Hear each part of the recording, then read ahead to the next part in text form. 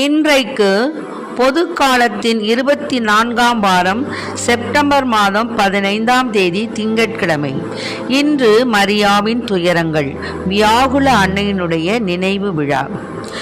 இன்று தேவன் நமக்கு தரும் ஜீவநீர் ஊற்றான இறை வார்த்தைகள் புனித யோவான் எழுதிய நற்செய்தி 7:19, இறை வார்த்தைகள் 25 27 முடிய. அக்காலத்தில் சிலுவை அருகில் இயேசுவின் தாயும் தாயின் சகோதரியும் குலோயோப்பாவின் மனைவியுமான மரியாளும் மக்தலா மரியாவும் நின்று கொண்டிருந்தனர். இயேசு தம் தாயையும் அருகில் நின்ற தம் அன்பு சீடரையும் கண்டு தம் தாயிடம், அம்மா, இவரே உம் மகன் என்றார். பின்னர் தம் சீடரிடம், இவரே உம் தாய் என்றார். அந்நேரம் முதல் அச்சீடர் அவரை தம் வீட்டில் ஏற்று ஆதரவு அளித்து வந்தார். ஆண்டவரின் அருள்வாக்கு. கிறிஸ்துவே மக்கு புகழ். வியாகுல மாமரியே, தியாகத்தின் மாதாவே, வியாகுல மாமரியே, தியாகத்தின் மாதாவே, சிலுவை அடியினிலே சிந்தை நொந்தழுதாயோ, சிலுவை அடியினிலே சிந்தை நொந்தழுதாயோ, வியாகுல மாமரியே, தியாகத்தின் மாதாவே.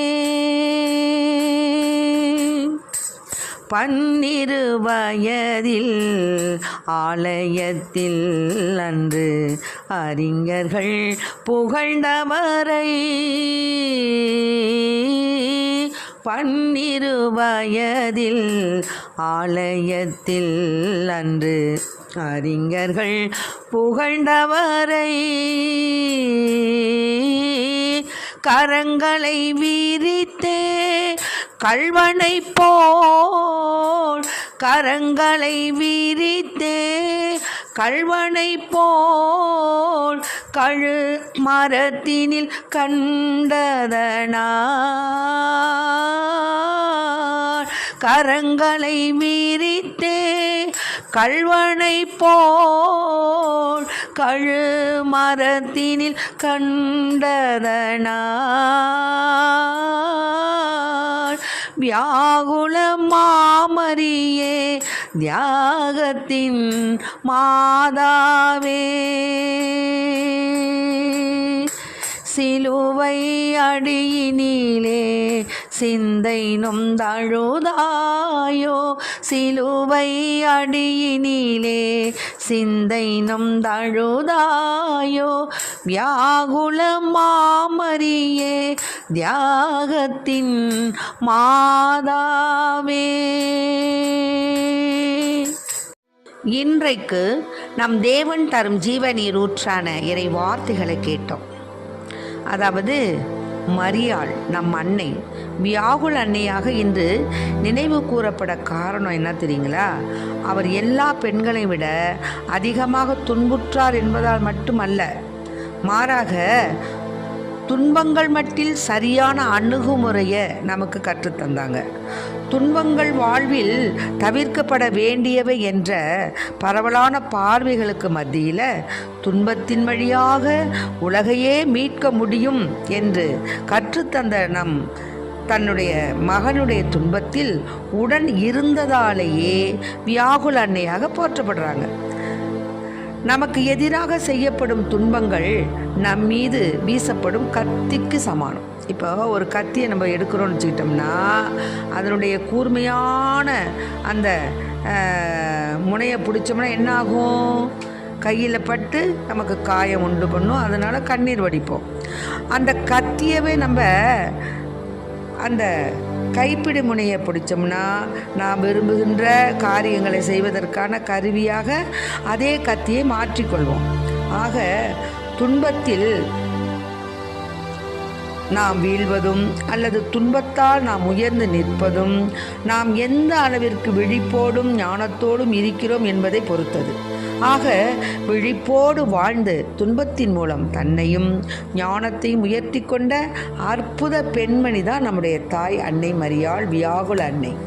மேலுமாக நம்முடைய வியாகுல அன்னை தன்னுடைய வாழ்வில் ஆம் என்று சொன்ன தருணம் முதல் தன்னுடைய மகனை இந்த உலகின் மீட்புக்காக சிலுவையை கையளித்தது வர பல்வேறு துயரங்களை அனுபவித்தாங்க.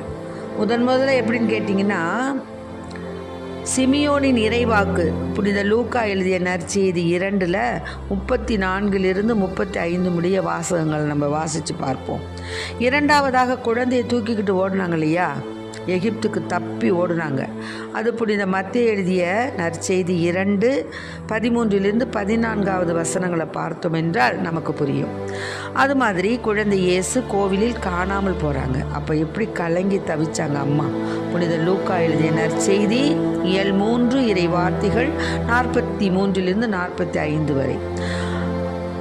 அடுத்தபடியாக இயேசு சிலுவையை சுமந்து போகிறார். அப்போது அவங்க அம்மா எவ்வளவு ஏசப்பாவோட சிலுவையை சுமந்து போகும்போது ஏசப்பா பின்னாடி எப்படி கதறிக்கிட்டு போயிருப்பாங்கங்கிறத நம்ம இப்போ நினைவு கூறணும்.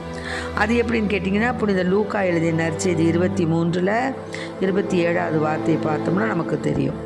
அடுத்தபடியாக இயேசுவை சிலுவையில் அறையிறாங்க. அதுக்கு நம்ம புனித யோவான் எழுதிய நற்செய்தி 19 41 42 படித்து பார்த்தோம்னா நமக்கு தெரியும். இறந்த இயேசுவின் உடலை தன் மடியில் கிடத்தி வைக்கிறார். யோவான் 19:40.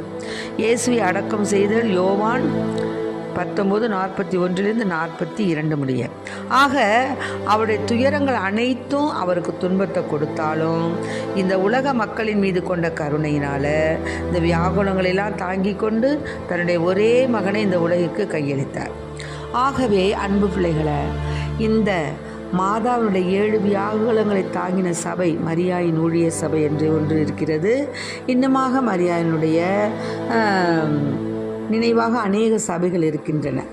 ஆக இப்பொழுது நாம் என்ன செய்யணும் அப்படின்னு சொன்னால், மாதாவுடைய துயரங்கள் அவருடைய வியாகுலங்களை நினைத்து, மாதாவே இவ்வளவு துயரங்களும் வியாகுலம் பட்டு இருக்கும்போது நாமெல்லாம் எந்த நிலைமை? ஆகவே நமக்கு வரக்கூடிய நம் வாழ்வில் வரக்கூடிய துன்பங்களை பொறுமையோடு ஏற்று மாதாமா எப்படி பிதாவுடைய சித்தத்துக்கு அமைந்து தன்னுடைய மகன் நடந்து தன்னுடைய உயிரை கையளித்தாரோ அதை பொறுமையோடு பார்த்து இறை சித்தத்திற்கு கீழ்ப்படிந்து மாதாமா எப்படி இருந்தாங்களோ அதுபோல் நாமும் நம்முடைய வாழ்க்கையில் வரக்கூடிய துன்பங்கள் அனைத்தையும் ஏற்று பொறுமையோடு நம் பாவங்களுக்காகவும் நம் பிள்ளைகளின் பாவங்களுக்காகவும் உலகம் எத்திசையுமே அனைத்து குடும்பங்கள் அனைத்து மக்கள் செய்த பாவங்களுக்கு பரிகாரமாக ஒப்பு கொடுப்போம். ஆமேன். Praise the lord. மரியே வாழ்க. வியாகுல மாதாவே எங்களுக்காக வேண்டிக் கொள்ளும்.